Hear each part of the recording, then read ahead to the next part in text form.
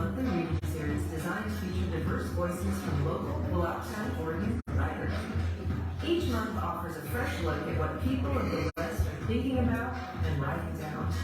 And tonight we celebrate the launch of our 10th season with 3 generations of Wallowa County storytellers: Adele Schott, Todd Nash, and Janie Tippett. October's Fishtrap Fireside is sponsored by the Book Loft, a local bookstore serving Wallowa County since 1976. Thanks, Book Loft. To find a comfy seat and enjoy original works and ideas hatched by your family, friends, and neighbors, right here in Wallowa County.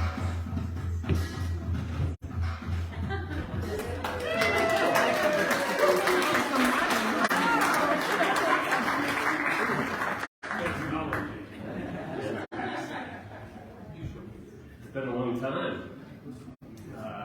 Welcome everybody to Fishtrap Fireside. My name is Mike Midlow. I'm the program director here.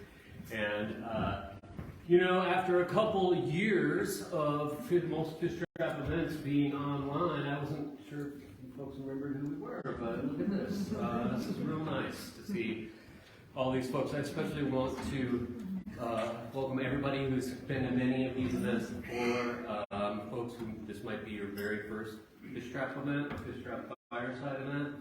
And folks who traveled from outside of the county to be here. I think there's several people who came from Portland and elsewhere to be a part of this night, so thanks. This is a night of firsts. Maybe it's you're here on your first date. Maybe, I don't know, but I can think of 3. This is the first literary event or reading in Fishtrap's new space here in the historic 1899 Bowlby building. We've worked a long time on this.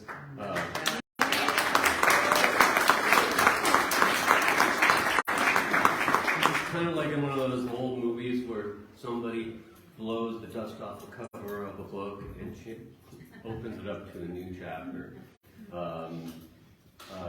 I don't know, I want to hear people's stories of or memories of this building as leaders, or maybe family dinners when it was Stockman's. Maybe some of you own a shirt from when this was a men's clothing store. Large quantity does. And maybe you even heard stories from your parents or grandparents about meeting here when this was a soda fountain and drugstore for its first 40 years of existence. I want to hear all those stories, and hopefully this is the next chapter in this historic building's legacy. I just want to, the second first I want to tell you about is this. Occasionally Fishtrap picks a theme that we talk about and explore throughout a year. It kind of overarches throughout the lens of all of our different programs. This year's theme is generations, and we're going to talk about what that means in different ways. So we have weekly or monthly writing workshops in person and online, where we'll be just exploring that. In Winter Fishtrap, which comes up in January, we're going to talk about aging and what that means for all generations. I'll have more on our program in a minute. And then the third first is that this is the first Fishtrap Fireside of our 10th season.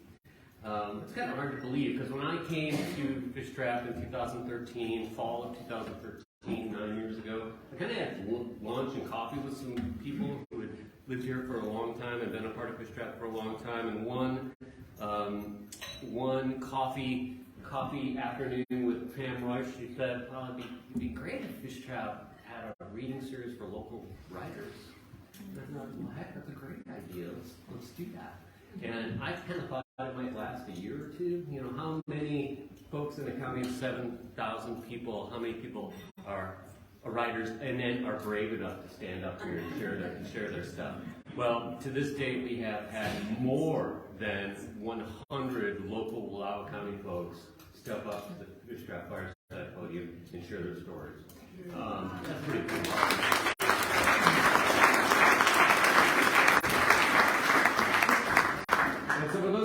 new to Fishtrap. Pam curated Fireside for the first couple seasons, then Amy Zan did, and really got us going, and I think it's just going to keep going. Here's how Fishtrap Fireside works. Each month, we have 3 featured readers who get up to 10 minutes to do whatever they want. They can read poems, they can read their sci-fi fantasy novel, they can do stand-up comedy, they can do anything that they want. And those variety packs is what keeps it really vibrant and fun and holding people like this every month, because people want to hear their friends and neighbors and family members tell their stories. And then historically, what we have is a break, an intermission, where you can refill your drink and you can visit with people. And then usually there's an open mic afterwards, where someone in the audience say, "Well, I wrote something this afternoon," or "I read this thing that I want to share with people," or whatever. This month we have kind of a special surprise in the second half that you're not going to want to miss. So we're not going to have the open mic this month, but we will continue that in the months to come. So let's get this thing going. Our first reader tonight is Adele Schott. Adele calls Wallowa County, like we don't do, and also home. She was brought up a little bit feral on her family's multi-generational ranch, where she decided she wanted to be a cowboy when she grew up. So she did. Besides cowboying around the West, Adele has been, among other things, a cocktail waitress in downtown Austin, an exchange student in Buenos Aires, a van-dwelling surfer in Mexico, a culinary student in Texas, and most recently a wife and mother to the 3 best men she's ever known. Influenced by some of the greatest storytellers around, Adele has always loved to write. Mostly these days she writes lists, but sometimes she finds the quiet space to write down her musings, recipes, and experiences. Those are some of her favorite moments. Give a round of applause to Adele.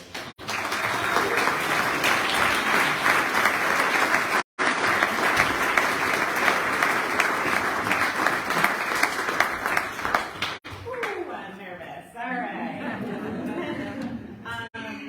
Thank you for being here, and thank you, Fishtrap, for letting me do this.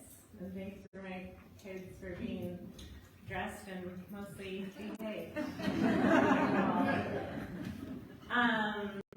I want to start by reading something I wrote about my grandma. And I'm going to try really hard not to cry. It's mostly funny, so I don't think I will, but I wouldn't be here without her, and I think a lot of us could say that, actually. So, here we go. She has never taught me how to make a pie, and I have yet to learn. She could give me a recipe, if she had one, but whatever I made from it wouldn't have the crust. That perfect, flaky, golden, evenly baked and shaped crust. And for the filling, well, the trees I planted have barely begun to show fruit. She would not mind, of course, if I came down to the creek, climbed the tree, shook down some apples, as long as I did not wake the bear, and left a small bushel on the front porch for her. But even so, I don't think the apples would taste as sweet or carry the right warm spice. When we were kids, she let us cook for her. My brother and I would play restaurant, turning her living into a fine dining establishment run by miscreants. There would be a somewhat legible menu handed to our only patron, who would select the only options. And then my brother and I would head back to the kitchen. And after 30 minutes or more of giggling and clanging and rummaging, we would reappear. She, who had been obediently waiting without peeking, would enthusiastically applaud as we presented our creation, beaming at the violent concoction before her made of flour, food coloring, Ovaltine, peanut butter, eggs, leftovers. There's a murky drink, mostly liquid, and a flower on a sticky tray. She would try each thing and praise our creative ingenuity, as we snickered and snorted and eventually fell to the ground with delight. I went away to school to become a chef, and my brother has made providing food to others his passion as well. Her kitchen, in so many ways, has been and will always be our North Star. Over the years, I've come to believe she doesn't know how to make a pie. What she does know is how to stay soft through hardship, how to be patient without resentment, and how to feel what is unable to be heard or known. And above all, how to keep your humor wholly intact.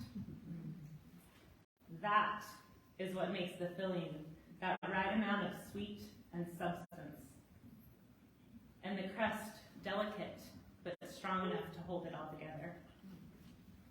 I haven't learned how to make a pie, but I have learned from my grandma Janie how to say I love you at a table with a meal.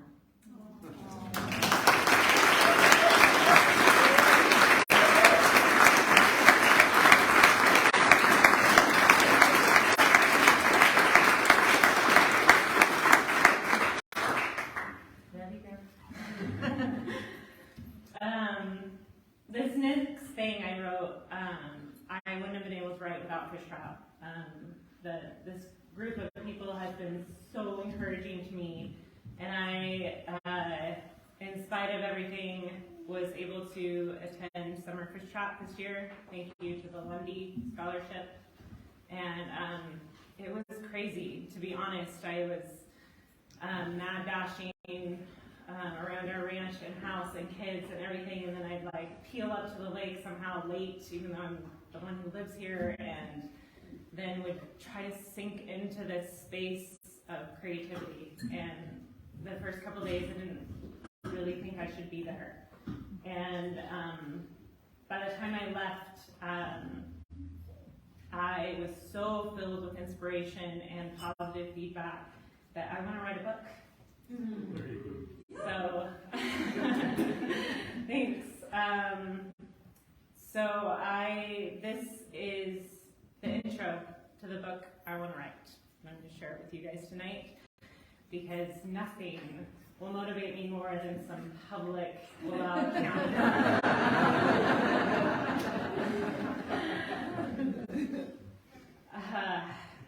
Born in February during a whiteout blizzard, I came into this world, smelling of minerals and sage and salt from my mother's brine.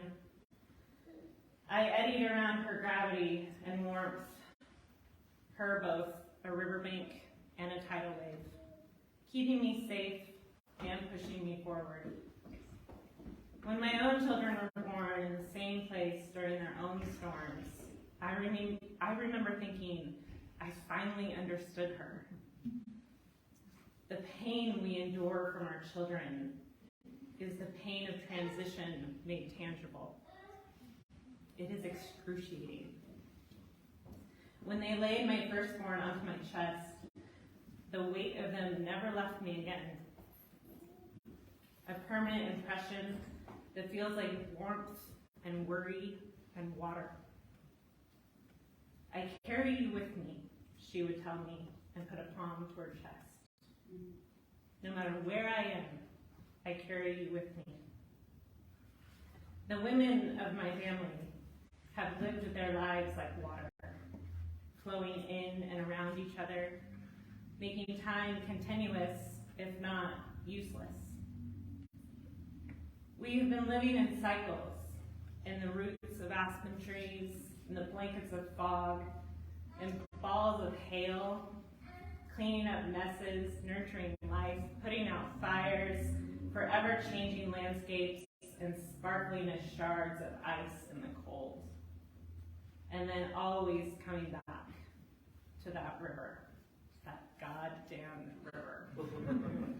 For 5 generations, we have been returning here, falling from the sky or coming up from the ground. Our stories are complicated and they're intertwined. Maybe by telling my story, theirs could be told too.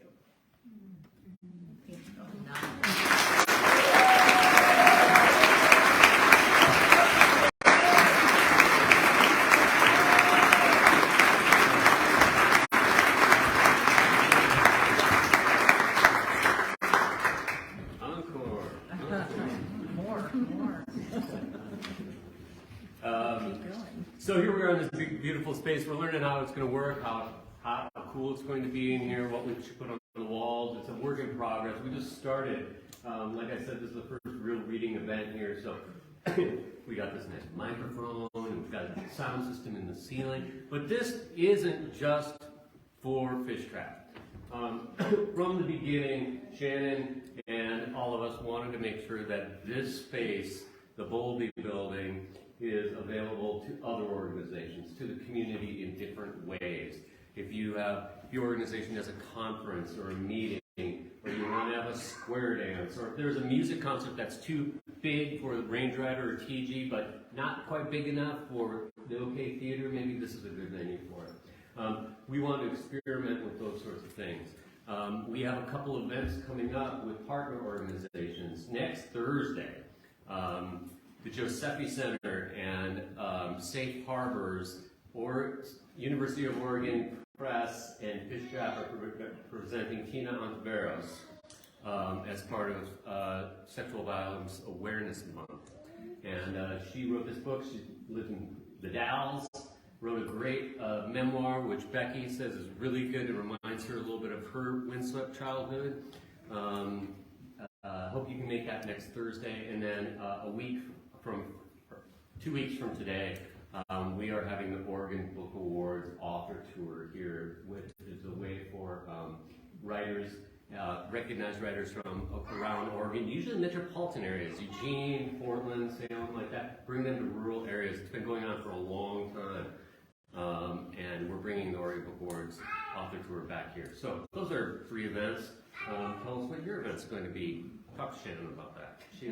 No weddings. No weddings. Don't talk to me about weddings. No. Mine or yours. No. So I just wanted to say, and then the other thing that happens is only happened once or twice in the years that I've been at Fishtrap. It's me. Well, hey, who are you? Oh, Mike. Oh, you work at. Oh, that's the place that only writers can go to, right? Or that's the place. That place isn't an exclusive place, you know. There's no place for me there. That is the most opposite of what we want Fishtrap to be. Fishtrap is an inclusive place. Everybody is welcome here. All ideas are welcome here. We're not a politically affiliated organization. We're none of that. Our mission is to promote clear thinking and good writing in and about the West. What is clear thinking? I don't know. I mean, it changes. The answer changes throughout the years, right? What is good writing? The answer changes depending on who you are. What is the West? I mean, I was born in Minnesota. I grew up thinking I grew up in the West too. You know, it depends on who you talk to. You laugh. I was born from the street to here, west of the Mississippi.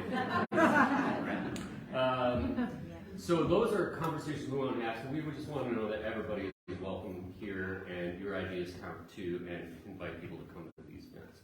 Okay. Our second generation of this family is Todd Nash. This is Todd Nash is a rancher, proud grandfather here. He is the president of the Oregon Cattlemen's Association. And he's one of our Wallowa County commissioners. And this is the second time he's heard of Fishtrap Fireside, so welcome, Todd Nash.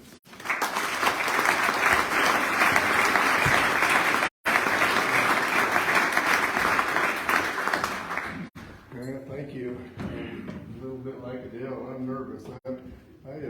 I speak all over the place on behalf of cattlemen's, and this is the most nervous I get from you guys. And I also tell Adele earlier, I said, don't do that. Don't do anything good. I didn't want to all over it with but anyway, I do appreciate being invited here and recognizing generations. I don't know that I'm worthy of the same status that my mom and Adele are, but I do appreciate it. When I was young, all I really wanted to be was a cowboy. It took me a while to get there. I always had my hands in with cattle production somewhere, but to become a full-time cowboy, it took a little while, but in 1994 I did, and I did that for 25 years full-time. And a friend of mine a few years ago, he got honored by the local Stockgrowers Association, and some of you may know Scott Shear, but he was an unlikely cowboy as well. He started out in San Diego and made his way through processes here, and we had a heck of a good time. We were the only two cowboys on a ranch that had 2,600 head of yearlings and 1,200 mother cows, and we were busy, but we had a good time. But anyway, I wrote this for Scott, and kind of just a little fun thing here. So this is Tom Suarez, probably members seeing some of this activity down on Big Sheep. Early in spring, when the grass first turns green and young men have spent all winter feeding cattle, they catch up their horses and make some real poor choices of warming the mule hide on their saddle. Well, it was just such a day that these two did play a sorting and pairing for turnout. When Scott said, "Let's rope," and took off at a lope, I like 'em big and real stout. Now the cow was a gray Simmental cross and darn sure the boss, the strongest of nearly 800. Scott rode his horse Judd, whose head kind of looked like an Idaho spud, crooked feet, wind-puffed knees, 1,400-pound wonder. On top of that steed, a slick fork capriola 7/8 deed without a back cinch or breast collar. It wasn't before long he was running along beside that big old cow with a whoop and a holler. Now the rope did the rest, and it settled deep in her chest, and she started to buck and to bellow. She pulled like a train, but Scott didn't complain until I missed my third heel shot like I had turned yellow. Well, I finally caught two, and my horse, he dug in like a screw, and everything seemed just fine. Then Judd faced up square, and Scott shot through the air, landing in front of that big, mad bovine. With his feet still in leather, his latigo severed, he managed to keep all these turns. Though giving up slack and jamming his back, he shot me a look that still burns. And it wasn't my fault. He was now nose to nose with that big old gray cow starting to close the small gap that was left in between them. When he yells up at me, "If you still got 2 feet, please, please, please don't unturn them." Well, Scott got away from that big old Simmental gray, and he still likes to rope just for fun. But now in the spring, when the grass first turns green, he's more likely to say, "Let's rope that little Debbie son of a gun."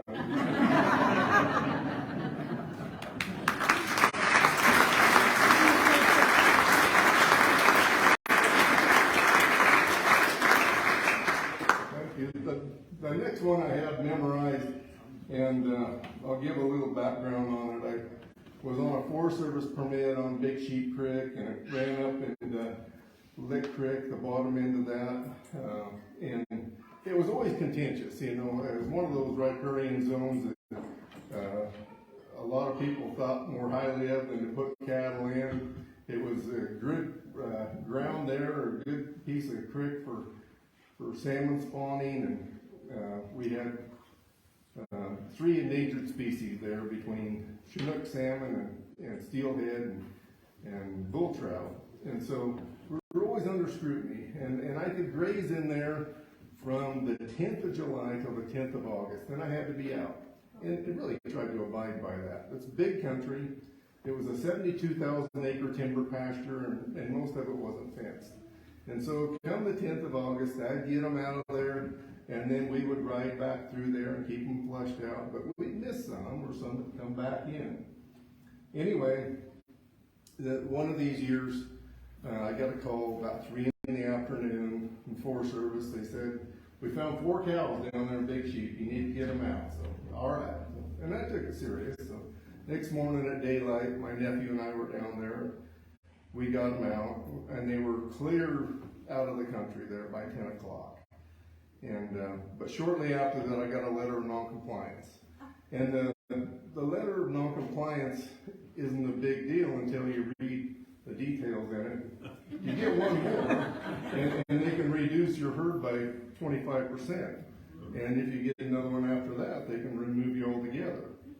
I was pretty upset, and I thought, well, I talked to some of the Forest Service staff. They said, well, it's really the fisheries, and the fishery said, well, it's really the pressure we get from U.S. Fish and Wildlife, and U.S. Fish and Wildlife said, well, it's really the pressure we get from National Marine Fisheries, and I said, well, let's get you guys all together here. And so, for lack of knowing how to communicate any better, I came up with this poem. It goes something like this, and I did it from the perspective of the salmon. So, anyway, it's a long ways from Lake Creek to the ocean, and it's tough to make your way through all that man-made commotion. And you have the river otters, the bigger fish, the egg eaters and the like. Heck, even the birds of the air will use their beaks for a spike. But once you make it to the deep blue sea, well, the water might be too hot, or you might find your way into a Japanese troller's knot. And, well, the predators there are huge, and I try to duck and flee, but the orcas, they don't like me, and they even named a little white shark after me. Well, if you survive all that, you gotta swim back uphill where the sea lions take a bite at you just to get a thrill. The ladders are a strain, but step by step you get through them with time, and it's better than the observation glass or the Indian's net throwing a line. Well, noisy boats and tugs are also treacherous rigs, but I'd rather avoid them than to bite into the sports fisherman's jigs. Well, I'm all worn out. My time is short, but it's good to be back at Lick Creek now. But I still can't believe there's people that think that I feel threatened by a cow.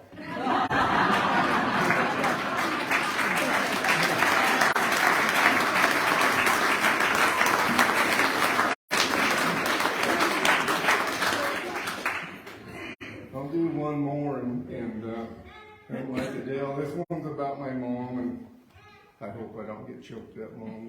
This one is touching. And the others I've done in public before. I haven't ever done this one in public. So anyway, here it goes. She milked the cows and gathered the eggs. She even ground her flour. She could fix a splendid 4-course meal in less than half an hour. She churned the butter and cranked ice cream, then pickled beets and dilly beans. She raised the chickens that filled the pan on Sunday afternoon. The vegetables raised in her garden taken before the harvest moon. The berry patch was gleaned with jams and jellies canned. She picked her orchard when it was ripe and pies were in demand. Livestock and wild game will often fill her pot. Some of it was legal, some of it was...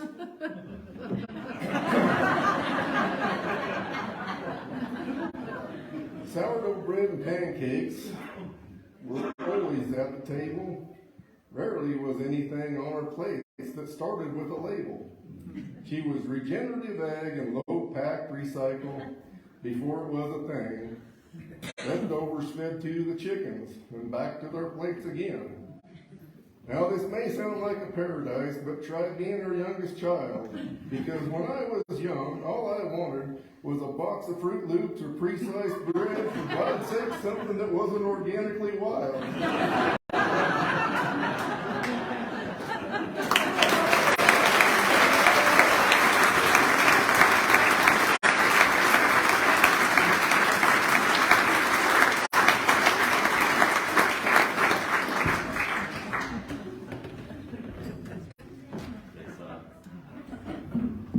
I forgot to tell you, a couple weeks ago, coming into the building, I saw one of our other county commissioners, Susan Roberts, and we gave her a little tour of the place, and she said, it's nice to have Fishtrap back on Main Street again. Which was like, oh yeah, long before there was like the office was 3 doors down or something like that. It was up at the other end first and then down at that end shared with Wallowa Mountain Engineering. We even shared one computer. A couple things.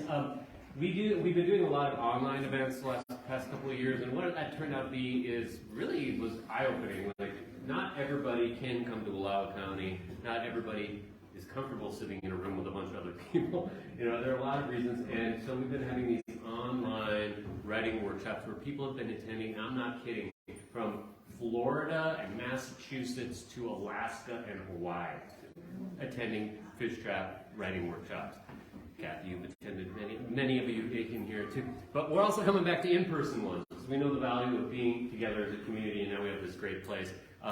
Later on this month, Kirsten Rolla is leading a 4-week writing workshop on world building.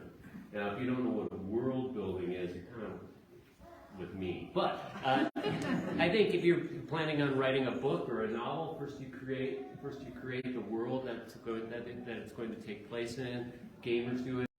So if you're interested, you can talk to Kirsten tonight, or you can go online. It starts on, I think, Saturday the 22nd. Does that sound about right? Sounds about right. Yeah.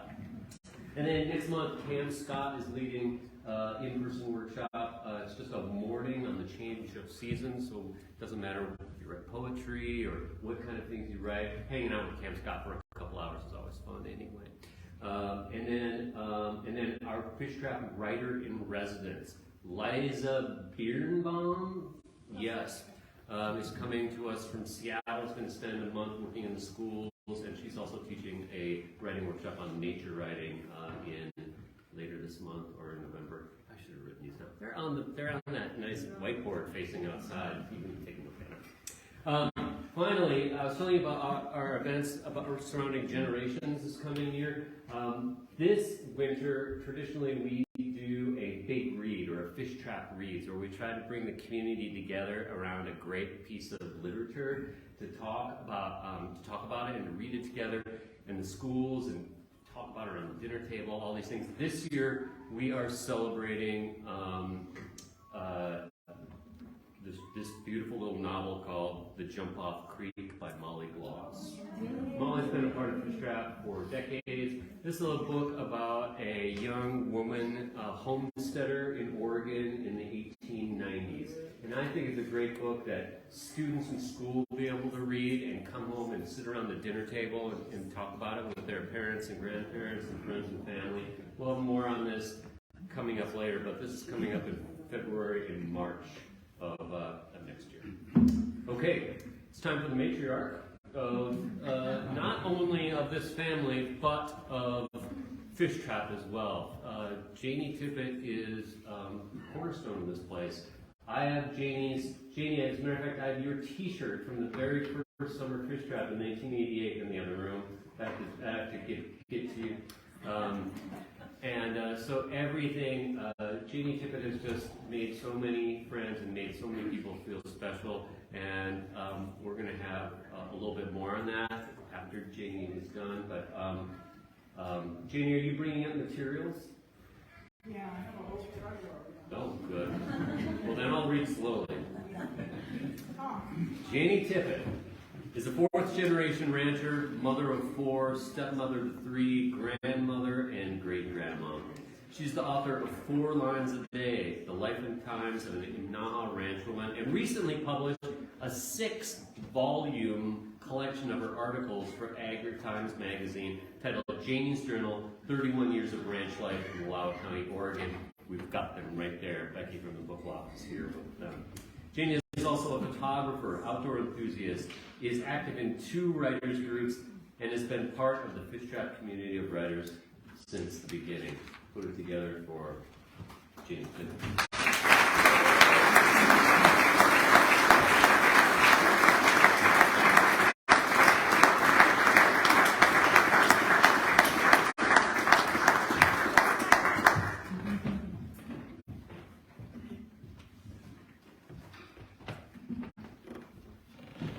Oh my goodness.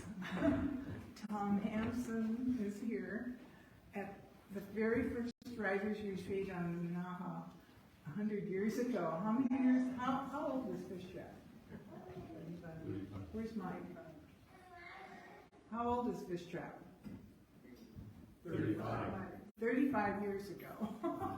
Actually, we started that later. The first Fishtrap was just a 3-day gathering. We've come a long, long way from that first Fishtrap. But Tom was one of the original ones in the Writers Retreat, which was an experiment of taking 6 people who had never met each other, put them together in a log structure on the upper Naha and said, goodbye, we'll see you in 2 weeks. Right. And it worked, and I just credit that program for, well, that's how I wrote my book, was down there in a little log shack that was stuck on the side of a mountain or a hill there. Anyway, welcome to everybody. There's so many people here that came a long way for this, and I'm really touched. And I'm really touched. I'm like emotionally overdrive with Adele and Todd. And I've had quite a week. So without further ado, I'm drug kicking and screaming at 89 into the technology world, and so I have this laptop here. I'll put my glasses on so I can see. These are falling off. Those down there. And get with it.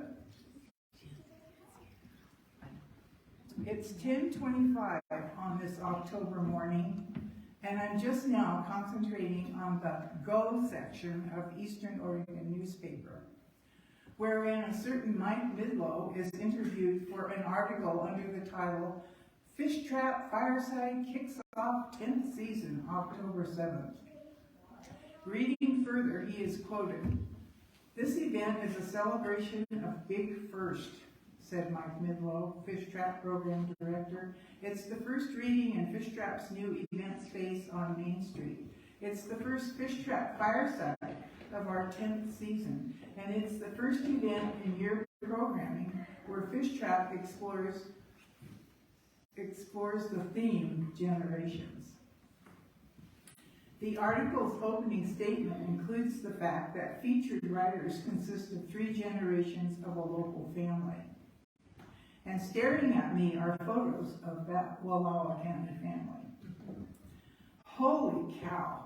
I checked my calendar. Yep, Mike's right. Better get to writing. 3 weeks ago, I'd written on that same calendar, write essay, Generations, Fireside. Well, let me tell you, a lot of fires were burning, a lot of pestilence was sweeping the county, a lot of company was coming and going, a lot of weeds were growing in my gardens, and a lot of water was flooding my cabin. Fire, flood, pestilence, all interfered greatly with the writing of this reading, which I could not connect to generations. However, after hunting through 6 bookcases, obviously no organization whatsoever, I actually found some former essays published in Fishtrap anthologies and newspaper columns. Now I have to get my mouse. These dang, I need to write with pen and paper. Oh gosh, Janice, my mouse, it's in that case. I'm sorry. Because I have to scroll down, right? Without the mouse, you can't. When I go to the creek at my little cabin where I write, that's now flooded, that's another story. I write with pencil and paper. I'm off the grid. Okay, here's a mouse. I'm just getting used to a new computer too. I have a friend that said this would be easier.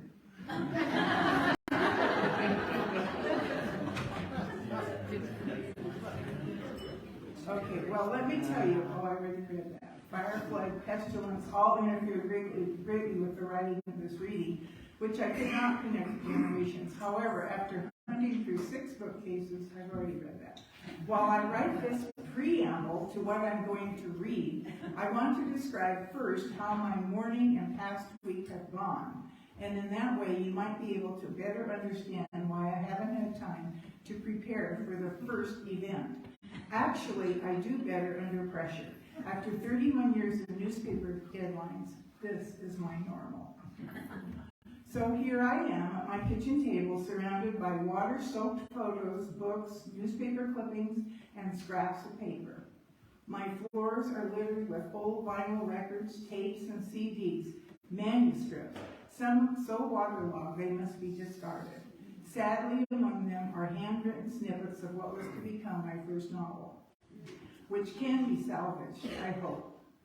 A few chapters were saved in this computer. The work was done at my cabin on Big Sheep Creek, and in keeping with the theme of being off the grid, I wrote with pencil and paper. Oh well, just a speed bump in life. That was the flood.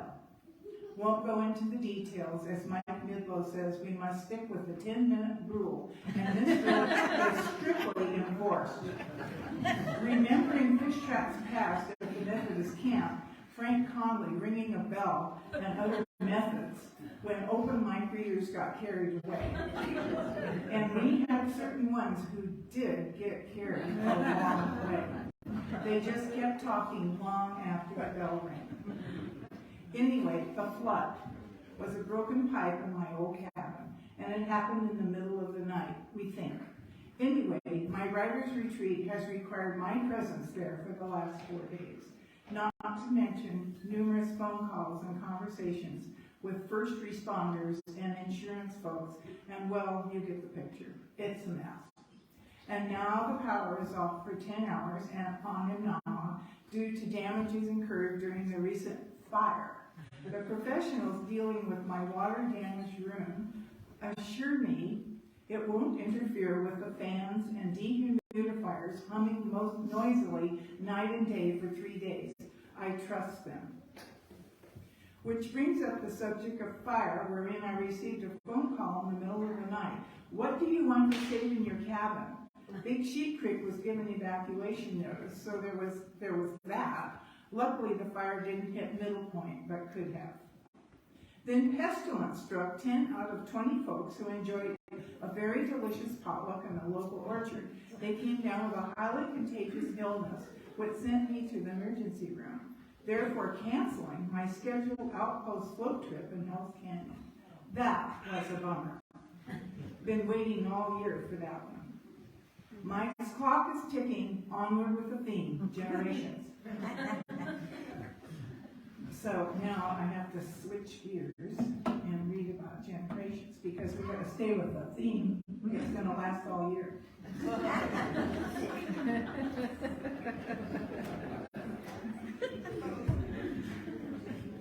So, starting with my great grandma, Electa D. Wolf Butler. This was one of the first Fishtrap anthologies. It didn't have the date on the front, and you can see it's pretty crude. Eileen Teal made the cover. I have no idea what this thing is. It looks mad. It has one eye.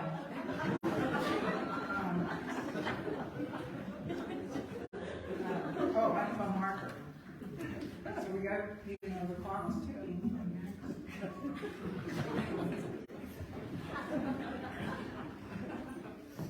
So how do I bring this around? Okay, Electa. We're going to go to her next because I'm out of order.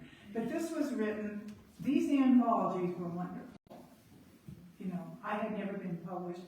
Quite frankly, I was intimidated by Fishtrap for the first 20 years or 15 years because I wasn't a writer, and I overheard somebody from New York in the publishing company say, oh, Western writers, they just write about trees and cows. And, and oh my God, here I'm writing about cows and making pies, and I'm one of them. I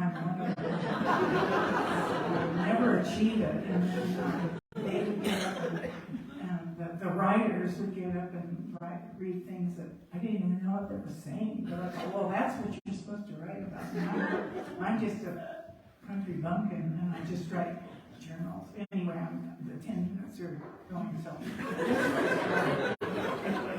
This has to do with generations, and it's called Seasons of Buttercups, and it got published only because Fishtrap had anthologies. They were free, they didn't cost any money, and anybody could write anything, so I wrote about this.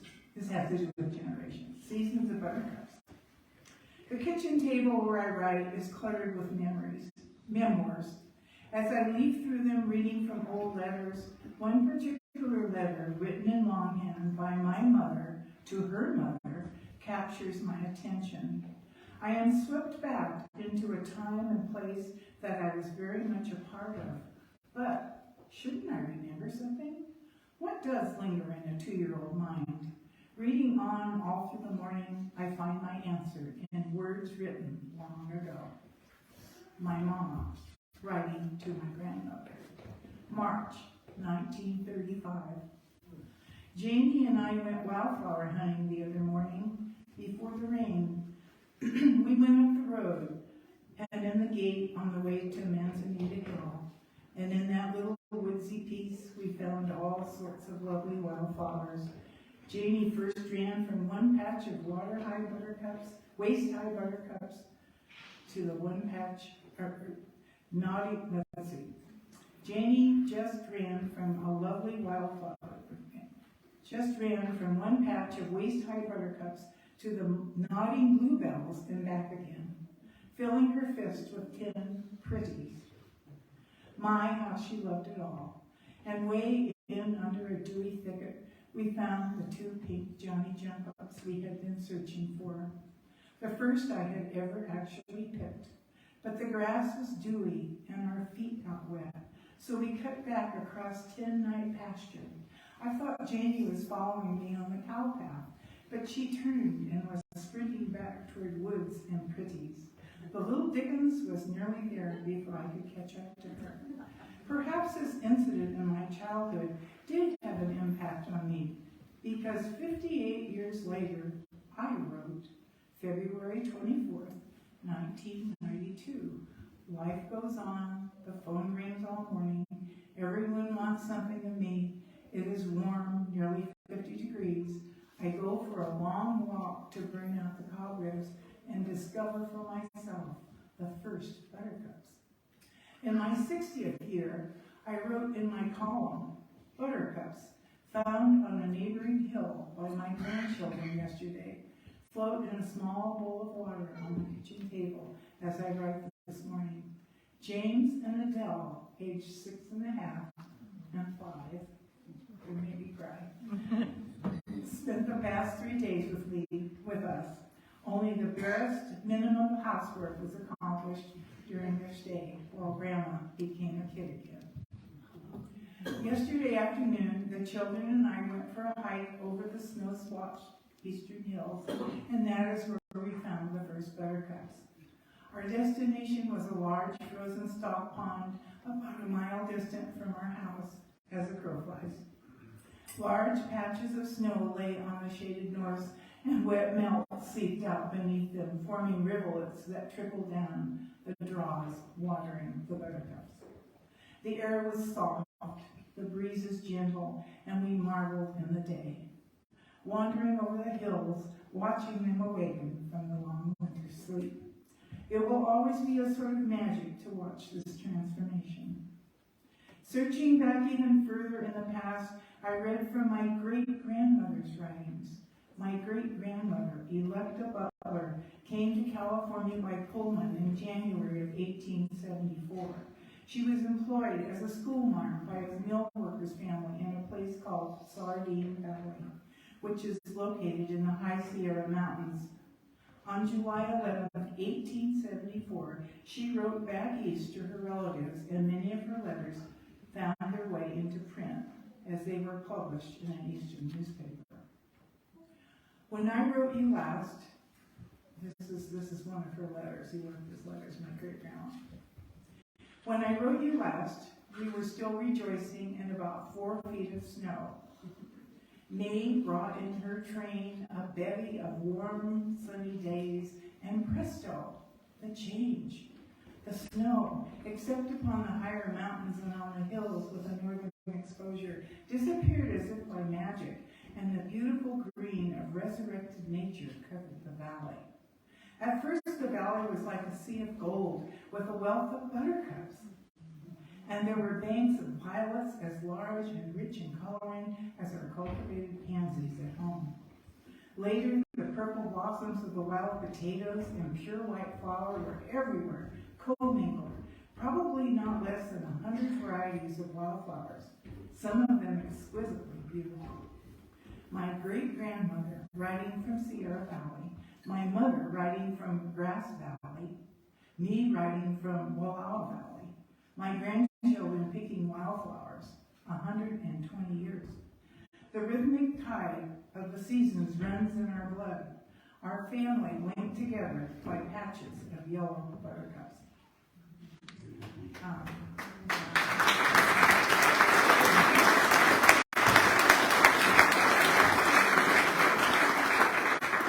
Thank you. And this A was inspired as a result of taking Mary Clearman Blue's workshop on writing from memoirs. One cold October morning, I opened an old trunk that contained letters written by my mother and my great-grandmother. After reading them over, I was amazed at the similarity of style and subject matter that spanned nearly 120 years of writing. Thanks to Mary Clearman Blue, thanks to Fishtrap for that.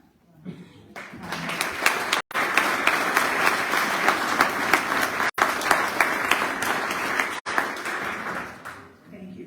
Here is Electa DeWolf Butler. And so she was a school teacher. Anyway, I probably have my 10 minutes, but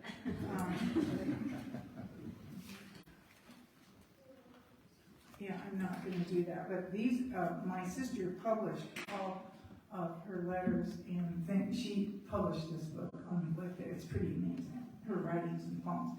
So Adele, you know, sweetheart, your great-grandma was a writer. And then this mouse, oh my gosh. I got one more thing. I might have a few seconds left.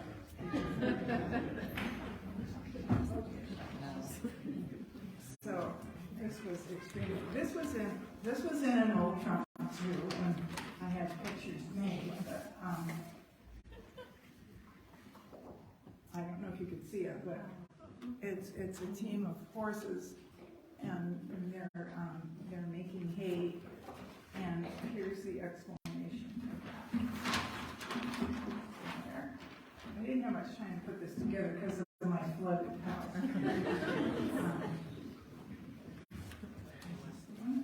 Oh my gosh, it isn't.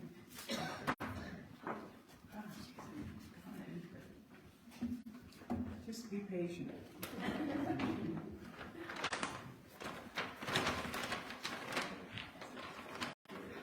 It'll be worth it. It's like the guy at Fishtrap. Remember that fish? I mean, this year he kept throwing everything. Okay, this picture was taken by the late J.W.S. Butler in we gotta redesign this thing, you guys. This picture was taken by the late J.W.S. Butler in 1898. It represents a farm scene on the Butler Ranch, about 6 miles south of Folsom, Sacramento County, California. The horse with the white mane was called Sam, and the dark bay horse was called Prince. The bearded man seated on the mowing machine was named Ed Baldy, and the man standing with a forkful of hay over his shoulder was John Edward Butler. So Adele, that was your great-great-great-grandpa. Johnny Butler, father of Drury Butler. Well, I don't need to read that part. He was born in Cornwall, England in about 1828. He came to America with his father and stepmother, because he was, that was his stepmother. When a small boy, he came by way of Panama, landed in San Francisco in February 1850, and he bought the halfway house in 1863, where he lived until 1905 and died in 1911. When he first landed in California, he had a partner, and his name was John Butler. But as there were several John Butlers in San Francisco, his mail got lost. So he took the name of Edward as his middle name, after the name of his partner and friend. And after he had been there a few weeks, Mrs. Butler asked her husband how long is he intending to stay, and was informed that he was not too well and had some money saved and was going to stay till he got well, if it took all winter. He died on the ranch in 1903, and after his death, it was found out that he, Ed Baldy, was the man from whom Mr. Butler assumed the middle name of Edward. I just thought that was interesting. So I thank you all, and special thanks to all the friends that I haven't seen in a long time that drove a long way to come here. And God bless you all.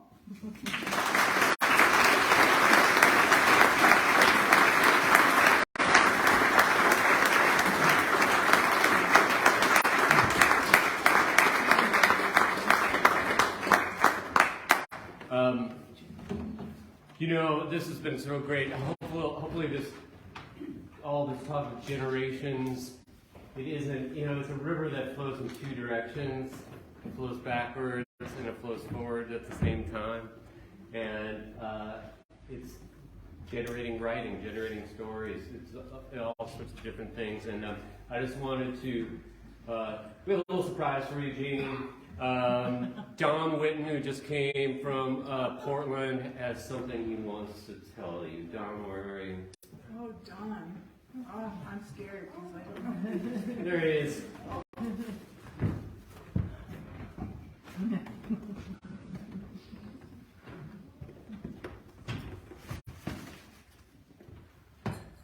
Janie, I've been busy.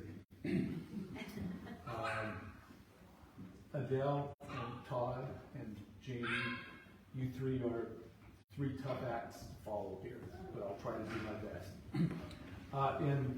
At Summer Fishtrap in 2011, one of the first persons that I ran into was Janie, and I had just finished her book, 4 Lines a Day, that winter, and I told her how much I enjoyed it, and she said thank you, and I looked at her though, and I said, but Janie, who's gonna write your book? Who's gonna tell your story? And she gave me that kind of sideways look, that Janie eye twinkle kind of a look, and she says, "Oh, I don't know. Maybe you could, Donald."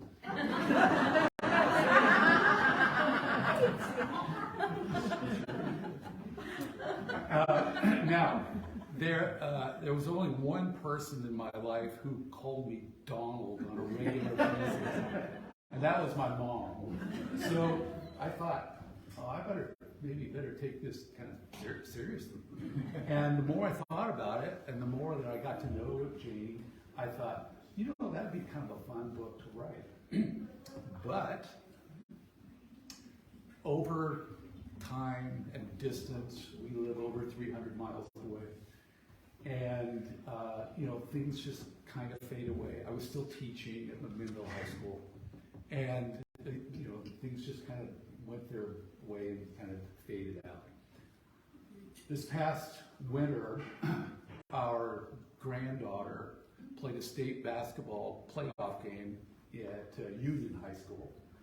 And we thought, well, since we're this close, we don't get over into northeastern Oregon all that often. Let's go over and spend a couple of days in Joseph. So I let Janie know that we were coming, And it was my wife Jody's birthday. Janie invited us out for breakfast out at her place, fixed waffles, and even put a candle in Jody's waffle for her birthday. And she sat around and Janie told stories, and that little spark of that book idea came back again. And I thought, well, maybe. And then, so Jody and Janie were talking in the kitchen, and so I was looking around and I was thinking, maybe I could do this. And then I saw on her counter her stack of Janie's journals, and at that time it was 5, now it's 6. So I think each one of them is over 500 pages in length. So there's like 3,000 pages of Janie's writing there. And I looked at it and I thought, what am I going to say about her that she hasn't already said herself? So I thought, well, maybe this is a job that's meant for more than one person. So I thought, maybe I can recruit some folks from some of her writing circles, some people that she's come in contact with, Fishtrap and so forth, and somehow invite them to write something as well. So from March through the end of this summer, people have contributed writing to me, and we put together a book. Janie, you kept it secret. Well, sort of secret. We knew that it was sort of out of the bag, but everyone in here knows that we couldn't keep a secret in Wallowa County. Anyway, Janie, here is your gift. Oh, my mouse.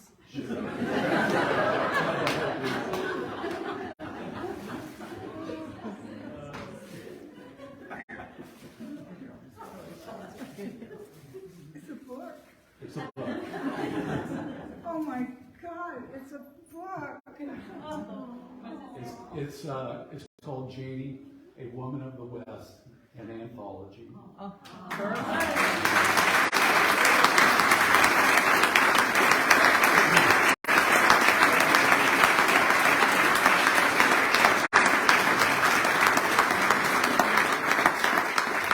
Who's that old lady? I think we had about 35 people who contributed poems, writing, artwork, photos. Oh, and they kept it secret? We kept it secret. Oh, Anyway, this is the greatest enjoy. thing that ever happened. And the books will be... Yeah, the great thing is, the real surprise is that the Book Loft has copies of this book available. We'll take an intermission, take a look at them, fill up your drink, have some conversations, and then when we come back, there are going to be 5 short readings from this book from people who contributed to the Janie Project. So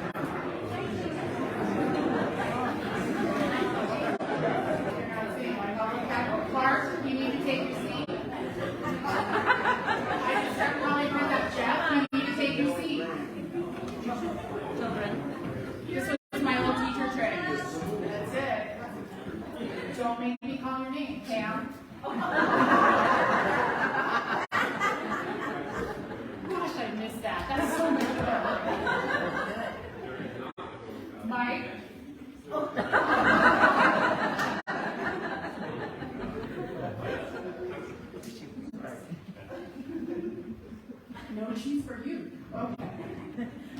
Well, hi everybody. My name is Shannon McNerney. For those of you who don't know me, I'm the director of this wonderful organization, and I'm super excited to be here. Although I have to laugh, we talked forever about one of the big reasons we decided it was time to move to the new space was Firesides. And it was like, it'll be so nice to have a fireside where everybody can find a seat, and there'll be lots of room, and we have 100 chairs, and we had to unbox the rest of the chairs, and what did you folks do? We're not doing this again, by the way. We're not, no. So I want to thank you all. I also wanted to, Mike mentioned earlier that we learned a lot over the last couple of years about live streaming and digital technology. One of the things we're doing all season this year is we will be live streaming the Fireside games to the world. So starting tonight, and for those of you who've been sticking with us, we are going to leave it on tonight for the full program, but you can watch this a little bit later. It'll be available on YouTube if you want to watch it again. And for those of you who are joining us online, thank you. Welcome to Wallowa County. So I would like to talk for just a second. Also, before I forget, I want to thank Becky and the Book Loft for hiding out in the corner and selling books. And please know you can buy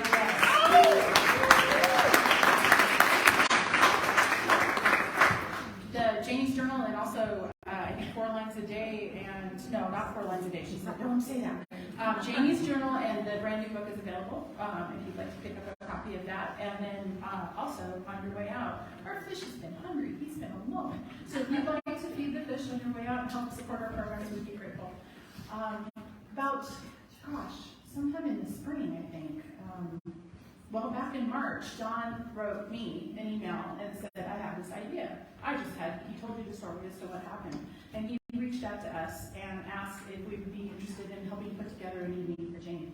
We said yes right away, originally thinking we might see if we could fit it into Summer Fishtrap, and decided that there was too much going on with the first virtual, plus we had these other evil secret plans to honor somebody else that week, which was Rich, that we were able to honor Rich for 35 years of Fishtrap and surprised him with something. The night that we had that presentation, Janie was there, and I'm going to embarrass her just a little because I can. Janie was there, and she came up to me and she goes, Shannon, I know what you're doing. And I said, okay. She goes, I know this night's for me, so I just want you to know I know, and I'm sitting here going, oh God.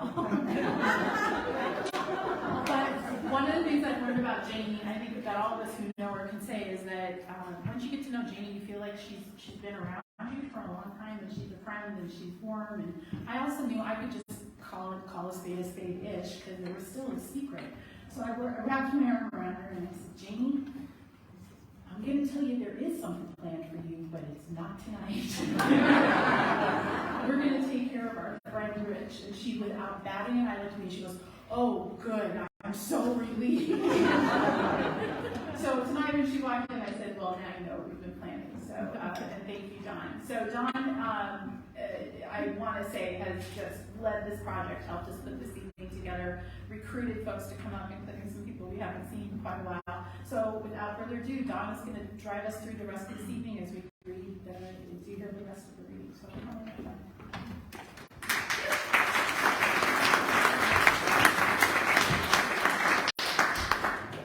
Thank you, Shannon. One of the things that I really was blessed with doing this project is that I got to live with this amazing writing from these people from March until tonight. And it was just, it's like every day I'd get an email from someone and I'd say, Joe, you gotta read this one. And so there's really some amazing writing in here. This is my first one in here. This is just called For Janie. I first crossed paths with Janie Tippett in the summer of 2009 at Fishtrap's initial outpost at Billy Meadows, deep in the heart of the Wallowa Whitton National Forest. We were a tribe of 19 hardy, adventurous souls. Writers, cooks, scientists, teachers, artists, children. Kim Stafford led this eclectic group outside into this wild country and inside to the very landscapes of our own psyches. We were all children that week, and our clothes and bodies smelled of pine, red earth, mountain rain, and high altitude air. If Kim was our scout leader that glorious week, Janie was our den mother. After dinner on our first evening, we gathered in the old ranger station for intros and an inspirational opening from Kim. Outside, soft rain fell and thunder rolled from the distant east. When we finished, we crept back through the darkness and steadier rain to our scattered tents. Thunder boomed louder now, and lightning flashes edged closer until the storm was literally on top of us. Blinding bolts ripped down across the meadow from my tent, and the simultaneous explosions shook the earth and hammered deep into my chest. The rain turned to hail, and I was certain my flimsy tent would be rended to pieces. Well, I should have been scared shitless. For some reason, I felt an overwhelming peace and calm, although my prevailing thought was, so this is how I die. The storm bullied its way over, then past us, and the rain eased, finally to a soothing whisper. We survived. The next morning, we crept back to our mess hall for breakfast, all with either an adventurous tale of the storm, Kim had to get out and walk in it, or confessions of curled fetal positions at the bottom of sleeping bags. As the old saying goes, it's all part of the experience. And there, in the middle of us all, our rock, our mother for the week, Janie, serving us fresh Wallowa Lake kokanee and eggs. No fare ever prepared for royalty could have tasted better. Janie moved about the kitchen with the grace of the penstemon swaying in the meadow, and she made easy talk with our thunderstruck tribe. My gosh, that was 13 years ago. And the life-changing experiences of that week ring as clearly to me now as they ever have. While Janie served the role as our lead chef with the help of writer and cook Amy Minato, it became clear that Janie was more than a cook. Here was a woman who lived life simply and close to the earth, yet she revealed to us in every conversation a rich character of spirit, or a rich complexity of spirit and character. She likes to say that Fishtrap was her university, but that week she led her own classes in natural science, literary composition, cooking, Oregon history, spirituality, and humanities, just to name a few. The following summer, good fortune smiled on me, and I found myself in Charles Goodrich's outpost, again at Billy Meadows, and Janie, or as she came to be known that week, the barbed wire badass, held court again with her cooking, writing, and campfire tales of cattle drives, horse ranch cookouts, and backcountry mountain hikes. I will never forget her quote as she opened the Dutch oven lid to her grass-fed beef entree. Cooking good food for someone is like saying, I love you.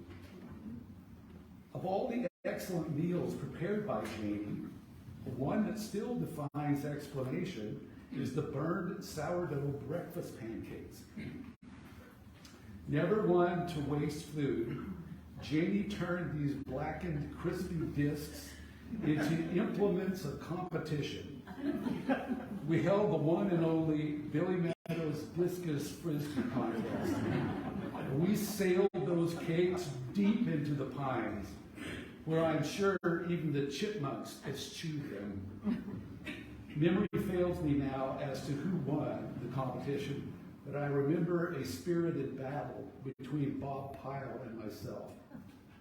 And if I had one question to ask Janie of the burned flapjacks, it would be, how did this happen on your watch? All of us have our favorite 1 or 12 Janie stories, but I didn't hear mine until we saw her again this year. as she gave us a tour of her canyon cabin, the flooded one now, I guess. She told of watching an elk herd on the steep side hill across Big Sheep Creek. She set up her old hi-fi near the back door, placed a Beethoven record on the turntable, then maxed out the volume. The elk turned to listen, then headed downhill to bed down in the flat across from the cabin to listen to Beethoven. Janie, the elk whisperer.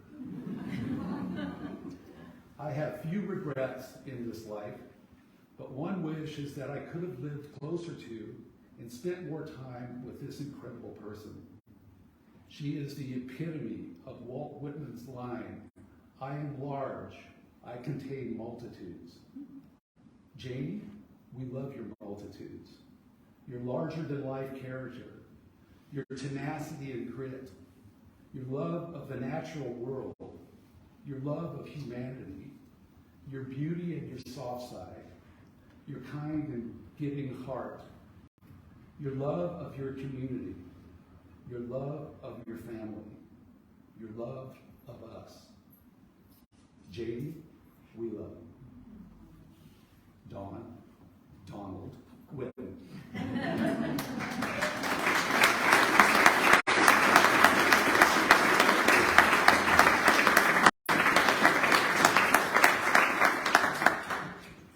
Thank you. It's my pleasure to introduce the next 4 readers.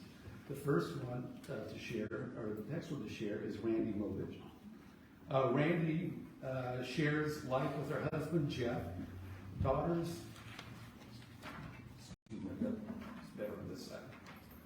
Daughters Dawn, Miss, Tishrei, and Rosie, Minnie, Aussie, Mia, and VW adventure van named Pippi on Alder Slope while working as a nurse and a lactation consultant here in Enterprise.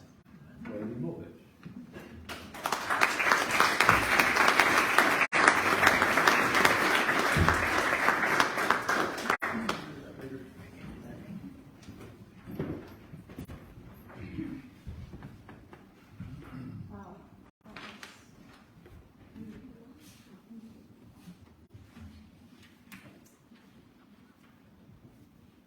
So, Janie is my new friend that I have known forever.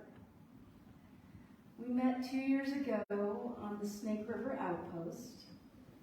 I would learn that Janie was a local legend, an extraordinary writer, my neighbor on Alder Slope, and born in the San Fernando Valley, a few miles where I was born, and also the great-grandmother of my daughter's best friend.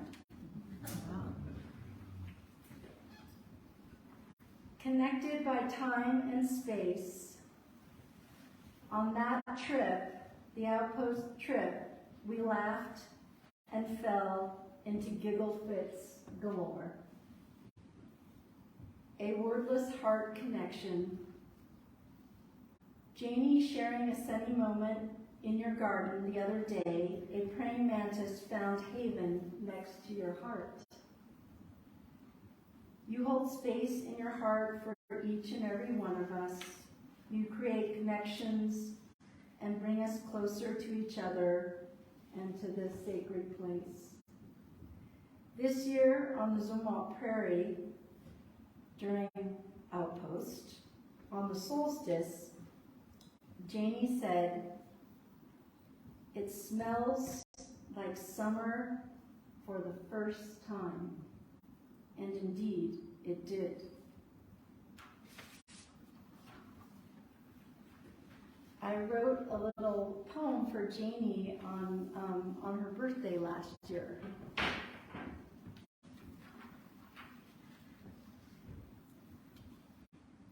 Orange blossoms draped over carriage, mother's hand close by, San Fernando Valley, first home is a tiny earthen stucco on Tribune Street. Cattle woven throughout, wind-up braided mountains, steep, thirsty canyons. Spring brings sweet mock orange, Nez Perce country. Ancestor voices stir windy clouds. Ranch wife, pickles, sauerkraut, putting foods by, buttermilk biscuits and Dutch oven warmth. Cows in canyon runs stumble and float across frosty kitchen windows. Crescendo songs dance through the heart. 4 children, suddenly 3 more. With 7, life is busy. Laundry, garden, cooking, nurture, writer, newspaper with deadlines. No college, but inhaling words. Trails of danger, sharp edges, falls, rattlers, cougars, bears.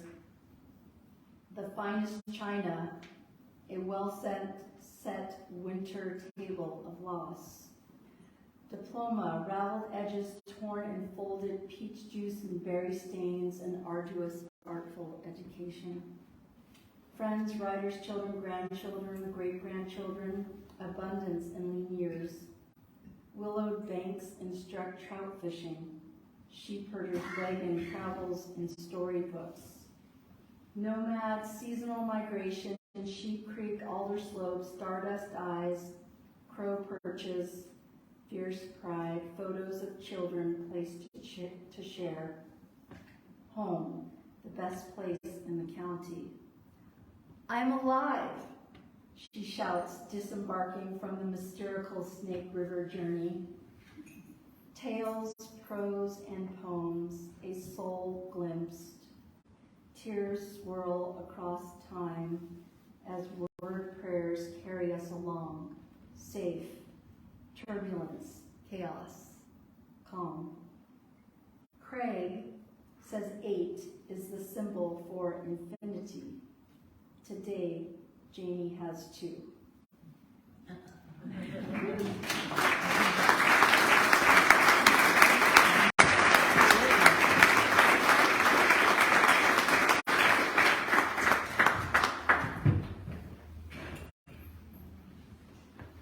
Our next reader is Tom Hanson. Tom is a former Fishtrap board member and a retired non-profit executive and a darn fine poet. Tom lives in Portland. Tom Hanson.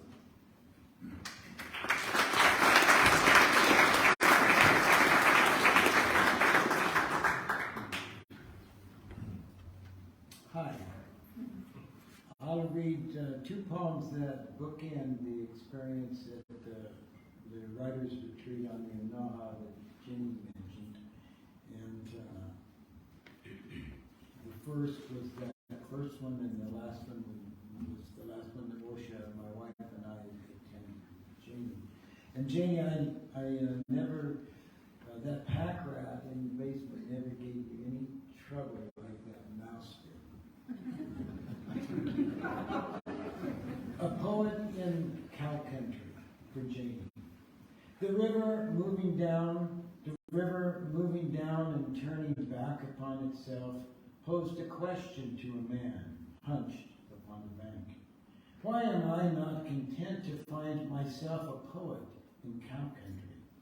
In full view of the road above, he allowed that a man in a pickup hauling hay, a man in a pickup, his sunburned arm in wave form, might be making judgments into which they each might place notions of idleness and toil, their hats on their heads. Come the next truck, he scrambled to look less a poet and more a man smoking a cigarette before work. Once the rig passed by, he observed the water ouzel bounce upon the rock midstream, and he claimed as his task to parse the rhythm that moved the bird, the rhythm that moved the bird, and he wrote. The dipper dips, the water roils, somewhere must be a drum, her song part of a symphony, water ouzels hum. Exasperated and dizzy, he retreated to the kitchen, made coffee, and drank a cup with Amelia Gray, a ranch woman more than qualified to sit with men of horse and hay, with men of horse and hay.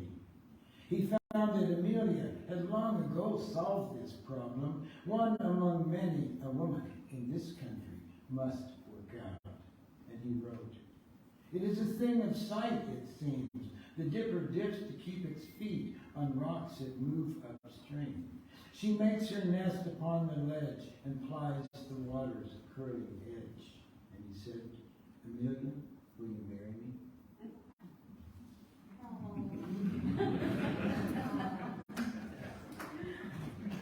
Self-talk on the way up to freeze-out saddle for Wosha, Janie, and Garrett. It's like me walking up the steps of a cathedral, writing a novel, or building your own dream house, one step, one word, one shingle at a time. It's like pacing your soul to the promised land. Oh, you suffer, as it should be, sinner. Each step brings the ache of knee, hip, and heart. Seek forgiveness in the puzzle bark of pines, penance in the stones kicked from the path, acceptance in knowing that each footstep has its double upon return. Stay centered. Beware the rocks of worry, regret, or annoyance for the organizers. For after all, you were complicit in this enterprise. Be grateful for the company, for they have kept you going on, their chatter like jays, giving you little time for self-pity or overthinking. Halfway up the switchbacks, you close ranks, stand together to watch a herd of elk work their way across the towering hillside and over the top, as you must do. But you, for better or worse, are confined to a trail which leads you to the notion that a goal is merely part of a process, which can still be honored without actually reaching the end. But you see this idea as a trick of sloth. And you keep going because, well, Janie wants to make another journey up this mountain at age 79. And you want to see her do it. And you, with your 1.5 bad knees, want to do it too. You want to see the Snake River, side of the ridge, and you want to care. At each switchback, the Wallowas unfold in the distance, and you think you can see the South Fork of the Naha and Cornucopia Peak, and you are filled with memories and purpose.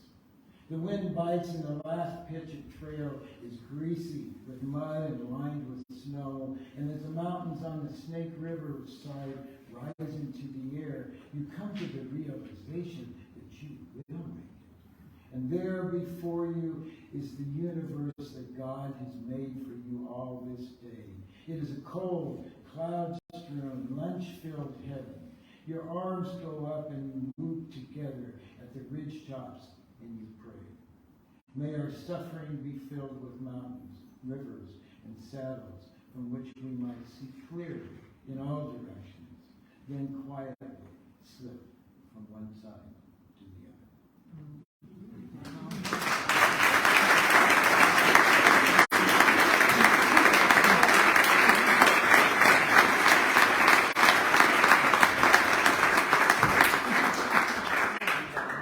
Thanks, Todd.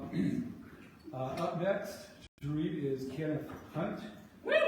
Kenneth is a sculptor, poet, furniture and saddle maker, and is Janie's next meadow neighbor down on Big Sheep Creek in Naha. Kenneth Hunt.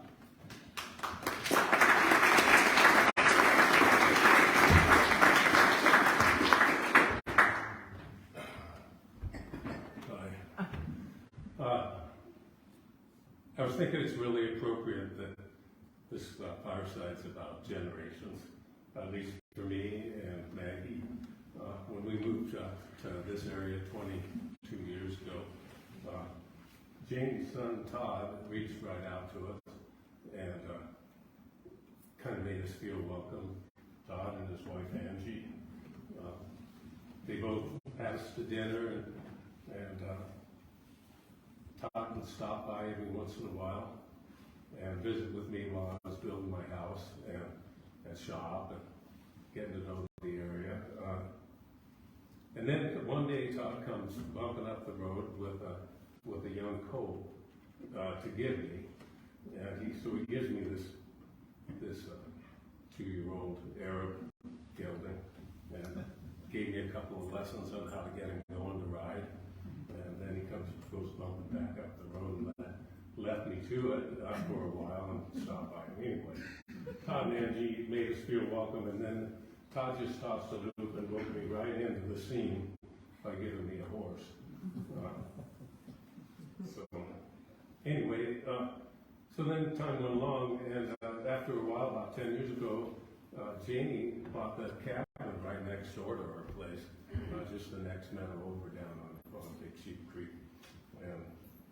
And Janie became my best friend almost instantly, which was a relief for me, because she reached right into my heart and understood who I was and who I am, and we could talk about just anything, and it was like an ice dam broke in my life, and I felt connected more to this place and the folks around here in a great big way. So anyway, it was great, a privilege to get a chance to write for this book, and I did it. I wrote a little something. Here's what I wrote. In March of this year, Janie is showing off in a letter to me. Oh, it's raining. Precious, wonderful, wet rain. Warm rain. To turn your Arc Canyon sunny green. To melt the worm piles. To quench thirsty bunch grass. To water pussy willows. And awaken rhubarb. And our crows caw, caw. And bluebirds song. Like this girl, who's not a wife, just married and singing to all. How's that? Love, Janie.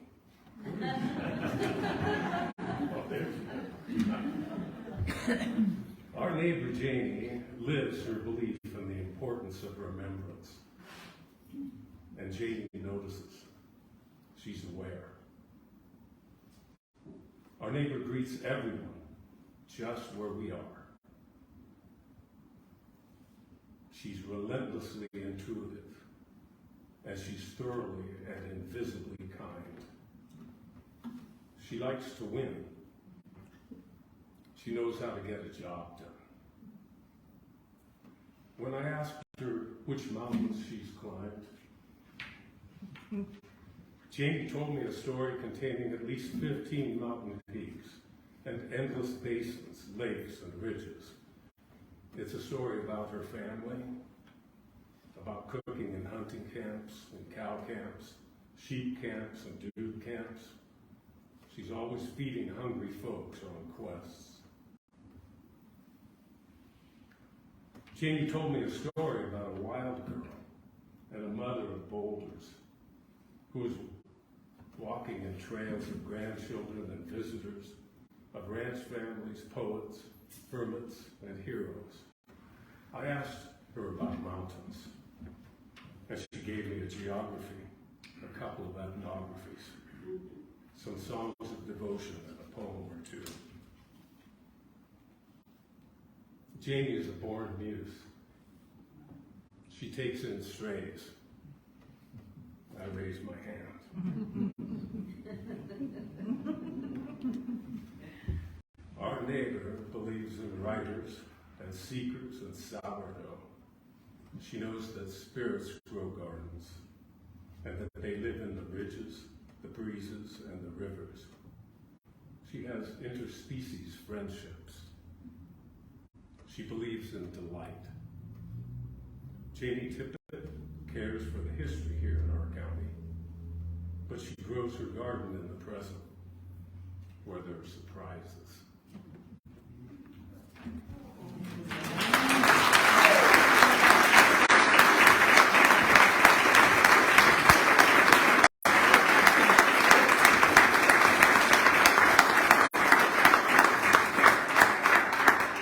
Just one more very short story about the making of this book, and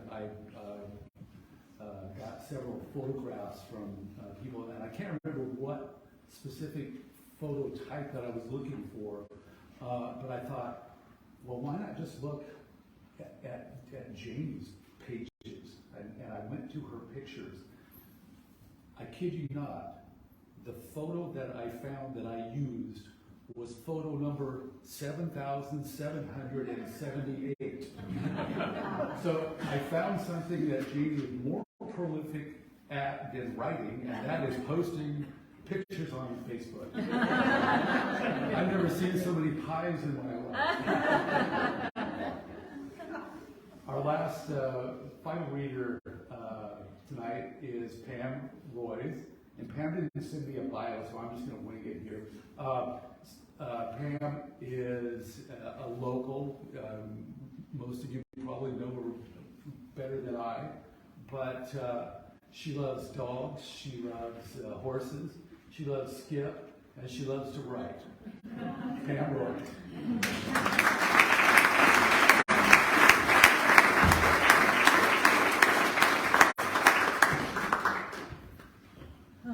Thank you to everyone that stood up here before me and witnessed what a presence Janie has been in our life. And I don't think I can add much to it, but I did write something.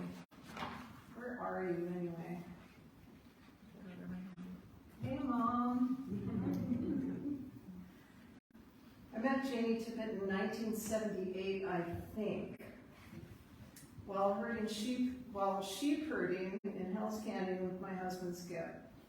We'd ridden down to the river to fish and swim the horses from the large sandbar at Salt Creek, and possibly run into another human in the process. Humans being a sight rarer than cougars, bears, or rattlesnakes in those years. Doug and Janie were newlywed, and Doug was probably looking for a private place to initiate the little romance the day their boat pulled into our camp. But the story goes that when Janie saw us and the horses, she insisted he stop. Janie, spontaneous, curious, and rooted in the moment. That morning, they stayed long enough for Janie to get our names and snap one picture. Skip, bushy-bearded, long-haired, confident, a stem of grass between his teeth, sneaker-clad feet. Me, a bit trail-worn, a flower tucked behind one ear, leather, Red Wing work boots. It would be one of only 3 or 4 pictures taken during our years of living in the Big Canyon. Doug didn't want me to stop, she told me later. Just a couple of hippies. He said, let's go on.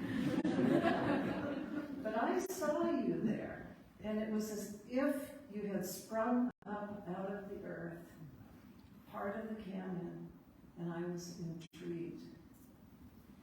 Janie has a gift for seeing things others miss or overlook. And that day, Janie saw something she thought worth recording. 40 years later, that Polaroid picture became the cover of the memoir I wrote, chronicling that wild, adventurous time when we were young. The next time I saw Janie was on a rare trip to town. She was canning tomatoes at the ranch, and she invited me over. We slept in sleeping bags on the hill behind the house. Far into the night, we talked while overhead the stars shone, and the moon made a slow arc across the darkened sky. Janie. I think of our mutual friendship with Kid and Mary Marks, Clyde Simmons, Bill Bailey, Lyman Goucher, Barbara Warnick, Thomas. I think of my long friendship with her daughter Jackie, of the generational friendships that have bloomed and blossomed between our children, our grandchildren, and her great-grandchildren. Think of Fishtrap, the driver's riding retreat, the Sheep Creek word herders, the right women. I I think of the solidarity between ranch women, our love of cowboys, camping, milk cows, and sourdough bread, washing both blue jeans and diapers in Wringer washing machines, hanging everything on the clothesline to dry, going to town once a week. I think of leaving early morning to drive into the mountains to camp and pick huckleberries, to pick morels, to pick blackberries, from tangled, thorny vines, then rush home to preserve them in the August heat.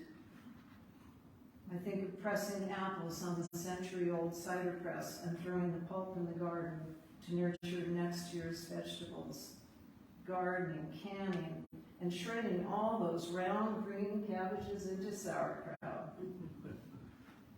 We shared chickens and eggs, shared stories, shared secrets, shared laughter. Laughed so hard we wept. And singing. I think of Sunday mornings, Sunday morning church potlucks and church scandals, school plays, school potlucks, family gatherings, family potlucks, family drama, Grange dances, calving, branding, celebrating the publication of each other's books, surviving fires and floods and drought, the death of favorite dogs, horses, and cows, our shared heartache and grief upon losing the people that we love. All these experiences and memories intertwined and overlapping, our friendship spanning nearly 50 years and involving and inspiring a rich legacy that originated from that one random meeting on the Snake River. A legacy of love, encouragement, and connection. If Janie were a place, she'd be a meadow next to a clear mountain creek, tumbling over round stones. A tree, an apple tree, with children and wild things feasting underneath it.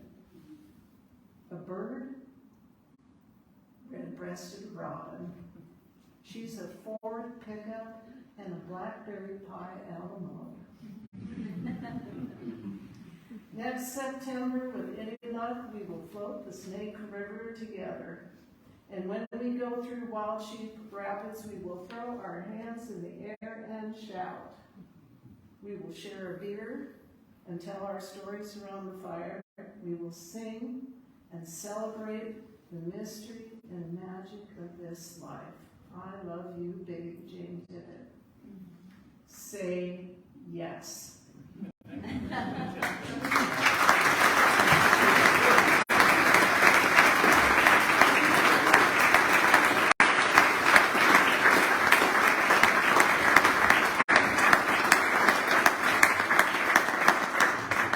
Those two women, my gosh, they could power the whole county with their spirit. So I have one more quick Janie thing, and then we will send this on the way. But most importantly, before I say my little anecdote, is Janie, I want to thank you. I think that's what we're all here to do, is thank you for what you've given to each of us, the friendship that you've shared, your open heart, your courage. You are, I think a lot of people would say, the heart and the spirit of Fishtrap. So thank you so much for that. Don't make me cry because I have to talk. We love you. I can't wait to see what you write next. I will end this with a quick little anecdote. When I went on the Snake River trip this year and drove everybody crazy because I was nervous about going, not about the river, about being around people for 24 hours a day. It scared the heck out of me. But I ran into Janie at, I think, the fish market, if I recall. Yes, Wallowa County has a fish market. But we met there, and Janie said, well, are you ready? And I said, Janie, I'm a little bit nervous. And she goes, well, Shannon, don't you worry about it. If you need to get in shape, I'll take you out. We'll just work on getting you on shape for that river trip. And I love that my 88-year-old friend Janie Tippett wanted to get me in shape for her river trip. Can't wait to hear what you say next. Thank you for being a part of this. Thank you to Todd and Adele and to all the writers, to Don and to